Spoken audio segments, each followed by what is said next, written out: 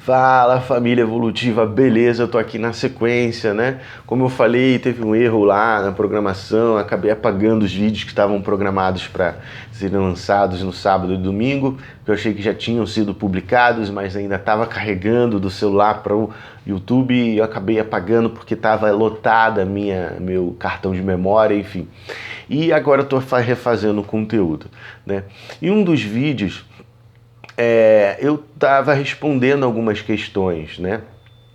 Uma questão foi de um comentário, né, que a Larissa Helena, se eu não me engano, ela perguntou, né, assim, em relação à história, né, que eu contei sobre como que aconteceu um dos primeiros sintomas mais marcantes, que foi sobre o toque de tema homossexual, que hoje em dia a gente vem trabalhando muito aqui no canal, né, como ocorreu isso lá na minha infância, né, em 98, 97, mais ou menos, né, 96, por aí, 1996, né, muita gente que está me assistindo nem era nascido ainda, mas enfim, algumas pessoas sim, né, muita gente também, mas aí ela comenta assim, foi só por causa disso que você desenvolveu aqueles pensamentos? E assim, eu mesmo olho para essa história do passado e vejo como, eu mesmo falo, parece que eu era um personagem de um filme de comédia, né? E quando a gente pensa dessa forma, eu acredito que seja o, o, a prova mais concreta de que você realmente está curado, né? De uma forma criativa, né? Seguindo a metodologia da cura criativa.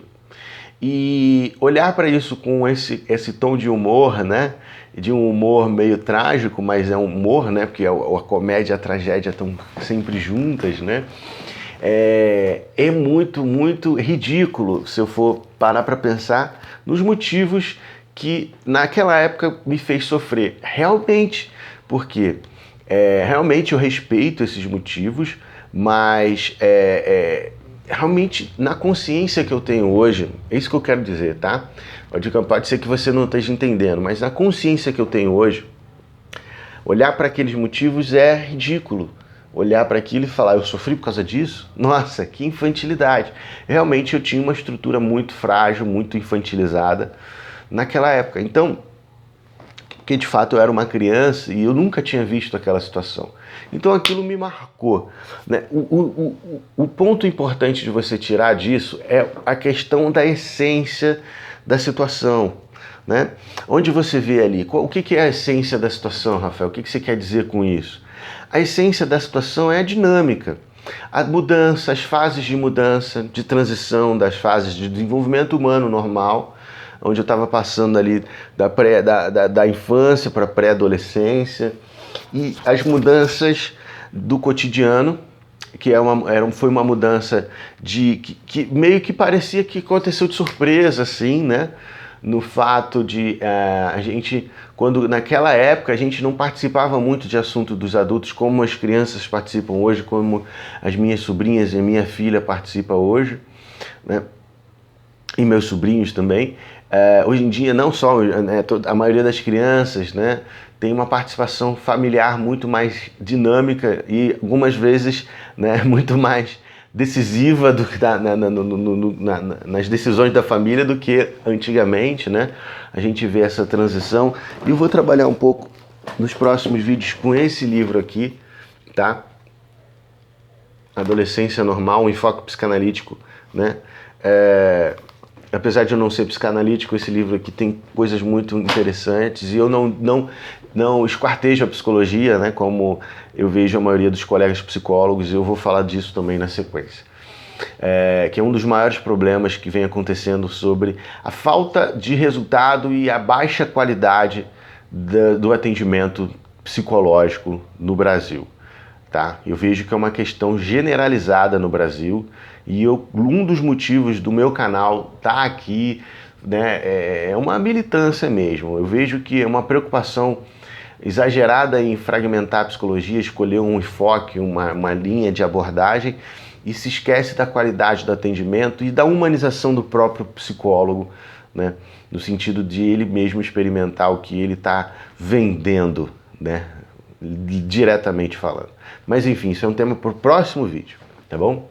Fica ligado aí. Então, aproveita, se inscreve no canal e clica no sininho para receber notificações dos vídeos diários, tá bom? Então, gente, existe hoje essa questão, né,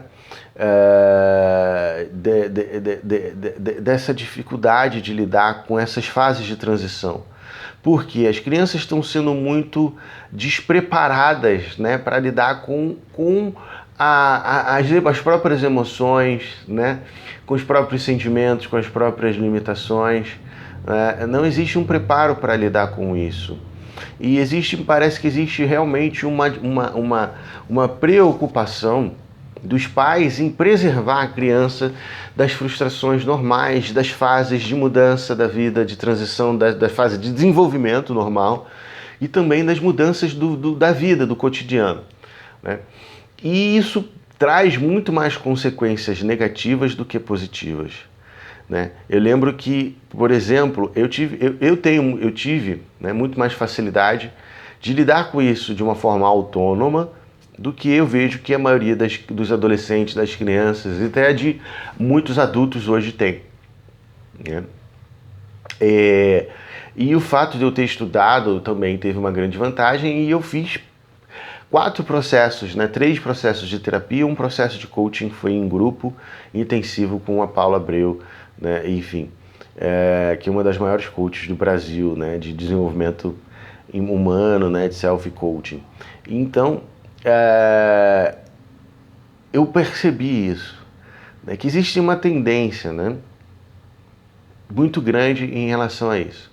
E a gente trabalhar em cima dos conteúdos que estão sendo trabalhados aqui, né, para que a gente possa, através da metodologia, trabalhando esses pontos de limitações, de fraqueza, mas não focando, né, como é ensinado a gente a focar em fugir da dor, mas ensinando a buscar aquilo que você deseja construir, que vai gerar prazer, que vai estar não só sendo trabalhado na essência da situação, mas na sua própria essência enquanto indivíduo, enquanto ser único no universo, ou em todos os universos paralelos possíveis, enfim, como um ser único. E a essência do problema, como eu estava falando, ela precisa ser observada. Não só a história, o conteúdo da história, porque geralmente o conteúdo da história ele é muito ridículo. Ele é muito hipervalorizado perto do que realmente acontece. Se a gente for parar para observar, é o que acontece. Eu estava trabalhando com uma moça, eu ainda vou continuar trabalhando com ela, onde a gente percebeu que existiu uma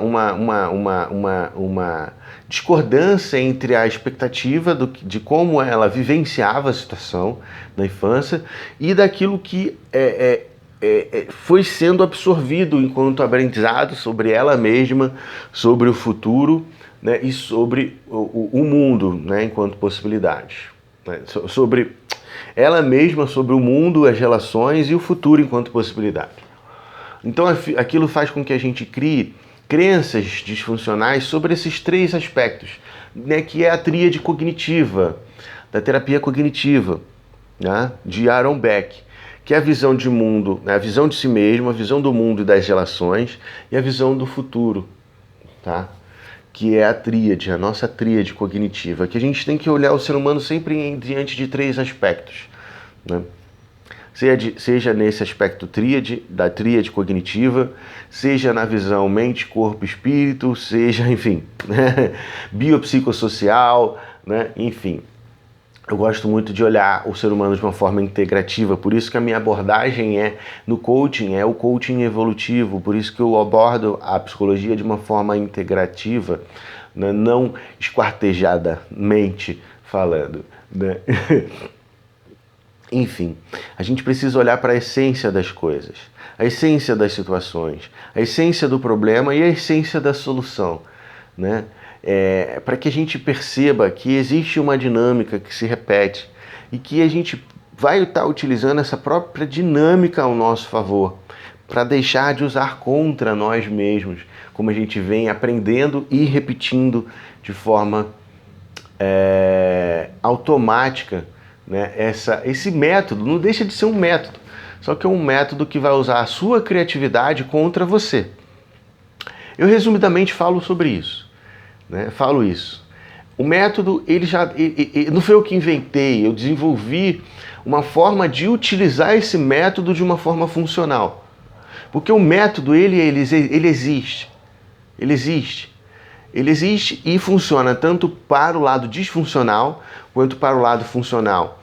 Tanto para o lado de usar a sua criatividade contra você, que é isso que a gente vê no toque, é isso que a gente vê na depressão, é isso que a gente vê num transtorno de ansiedade, seja qual for o tipo de transtorno de ansiedade. E é isso também que a gente vai utilizar na metodologia de cura criativa. Só que utilizando a criatividade ao seu favor. Usando a sua fagulha divina, a sua essência criativa, o seu sopro divino, a sua criatividade, a sua imaginação, a sua parcela divina, a sua parcela do universo, né? O seu lado mais brilhante ao seu favor e deixar de usar contra você, ok? Então é isso. Fica ligado aí, dia 25 tem a grande sessão em grupo gratuita de metodologia cura criativa que a gente vai aplicar no dia 25 de julho agora, às 21 horas, tá? Às 9 horas da noite, que é um horário que todo mundo já está em casa e vamos deixar de ver novela da Globo para falar mal depois no Facebook, para fazer algo por você que vai transformar a sua vida de uma vez por todas. Então você está convidado a participar. Como que eu vou participar, Rafael? Quase que não sai. Como que eu vou participar, Rafael? Entrando na lista VIP do WhatsApp. O link está aqui embaixo na descrição desse vídeo. É só você clicar lá, vai mandar um alô para mim, você vai receber algumas mensagens automáticas. Eu certamente vou demorar um pouco a te responder ao vivo, individualmente, mas eu vou te responder, vou tirar suas dúvidas e vou te mandar o link para que você participe dessa sessão de coaching em grupo que vai ser um marco de transformação na sua vida. Eu posso te garantir isso.